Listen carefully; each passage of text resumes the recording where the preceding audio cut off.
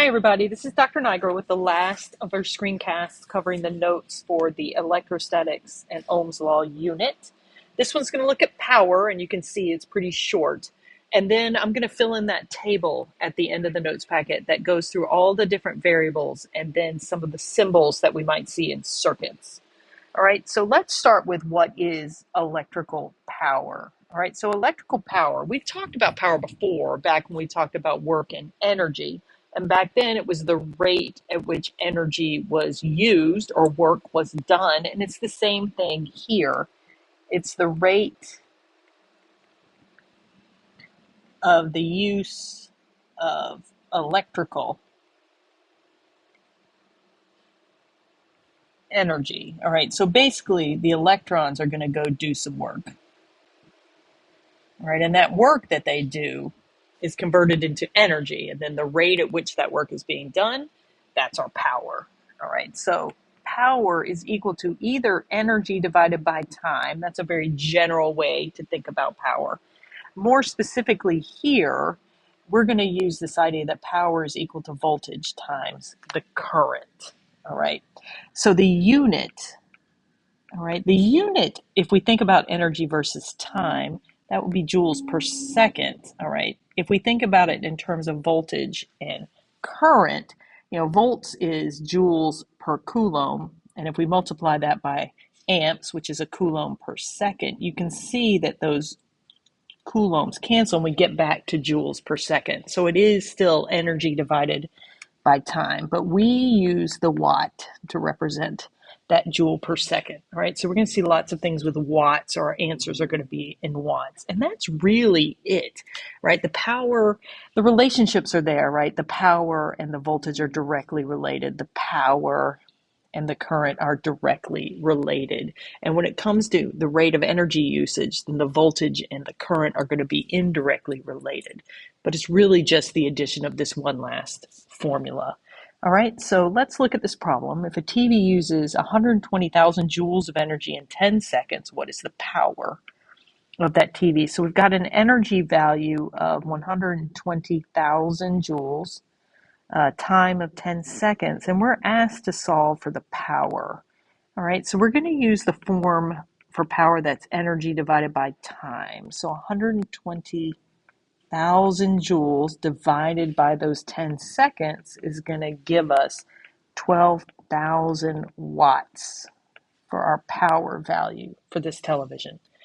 All right, let's try this next one. A toaster is plugged into a 120 volt outlet and draws 6 amps of power. 6 amps of power. What's the power of the toaster? All right, this time we know the voltage is 120 volts. We have a current value of 6 amps, and we're asked to find that power. All right, so this time power is equal to voltage times current. So we're going to use the other form of the power formula, and we'll have 120 volts times 6 amps. So we have a toaster with a power of 720 watts. So that means that 720 joules of energy are being used every second by that toaster. Okay, now obviously we could solve for other variables using these formulas. Maybe I know the power and the current and I can find the voltage, or maybe I know the energy and the power and I can find the time. So you should be able to do those manipulations with these formulas as well. All right, we're going to wrap up these screencasts by looking at this circuit term organizer. It's a good wrap up for the material that we have covered. All right, so what I'm going to do is talk a little bit about what each of these are, define the variable symbol, brief definition, including the formula, and the unit. All right, if necessary, we'll include the circuit diagram symbol. All right, so we started out our discussion talking about charge, which we represent in our formulas with the Q. All right, and this is the total charge of a group of, in our case, electrons. All right, we calculate it using N times E. All right, remember N is the number of particles and E is that constant. I'll put it up here. 1.6 times 10 to the negative 19th coulombs per electron. All right, so when we're finished calculating it, we get a new unit. That's the coulomb, which we represent with the capital C. All right, up next, potential difference, also known as voltage. That shows up in our formulas as a capital V.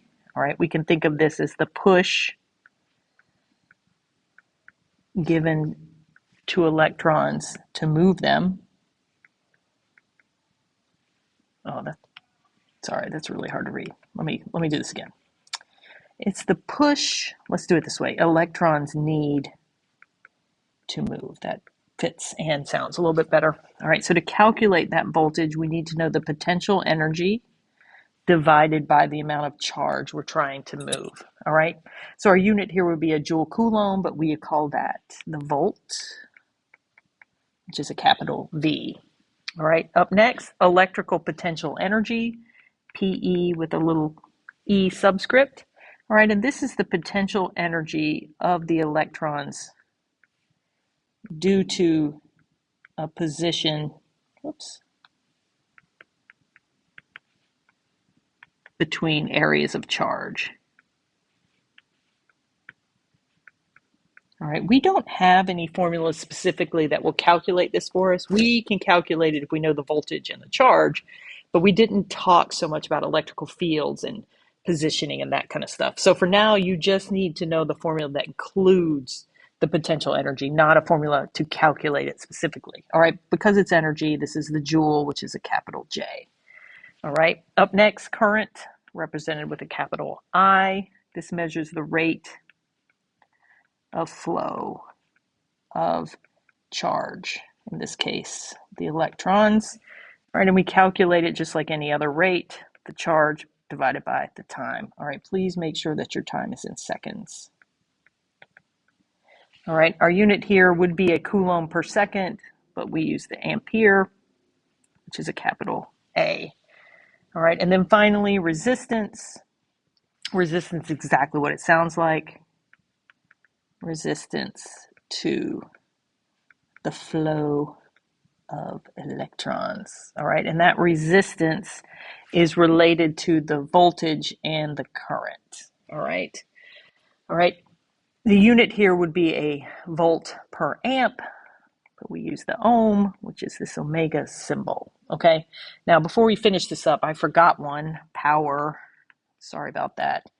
All right. So we use a capital P to represent power, and this is the rate of energy usage, if you want to think of it that way. We calculate power either using energy divided by time or voltage times the current. All right, either way, the unit there would be a joule per second, but we use the watt, which is capital W, and there's no symbol. Okay, so those are our variables, right? So the rest of this table is about circuit components. So as we build these circuits and read these diagrams, we also need to be able to recognize what all these things mean. All right, so a wire, this is going to be a conductor of some sort, and this is the path of the electron flow. All right, so in a circuit diagram, it's going to be your straight lines like this. All right, the power supply is your voltage source. All right, so it provides the positive and negative areas within the circuit that causes the electrons to move. All right, within a circuit, you get a long line, a little line with a gap in between, and then back into the wire. The long line always is the positive end, and the short line is the negative end. All right, a resistor is a component that resists flow of charge. All right, we represent this with a wiggle. All right, which kind of makes sense because it's a lot harder to go through that wiggle than it is a straight line. All right, so that's what a resistor looks like. A light bulb is one example of a load. All right, this is where potential energy and kinetic energy is converted into other energy forms. All right, if it's a light bulb, it's going to be light, heat, that kind of stuff. All right, so there are two options here. Sometimes you'll see it like this with an X. Sometimes you'll see it with a L. All right, but both of those represent a load, and in this case, a light bulb. All right, a switch, its job is to open and close the circuit. All right, so you'd have something that looks like this if it were open, and it would be down if it were closed. So that would be a switch. All right, and then our 2 meters, the ammeter, right? This measures current, all right, and must be, must be, oh my goodness, I'm having a hard time here, be in series within your circuit. All right, so that means it must be in the circuit itself. The electrons have to flow through it because it has very low resistance. All right, so you'll see it represented in with an A, just like that. All right, then the voltmeter measures voltage, the potential difference. All right, and this one must be in parallel.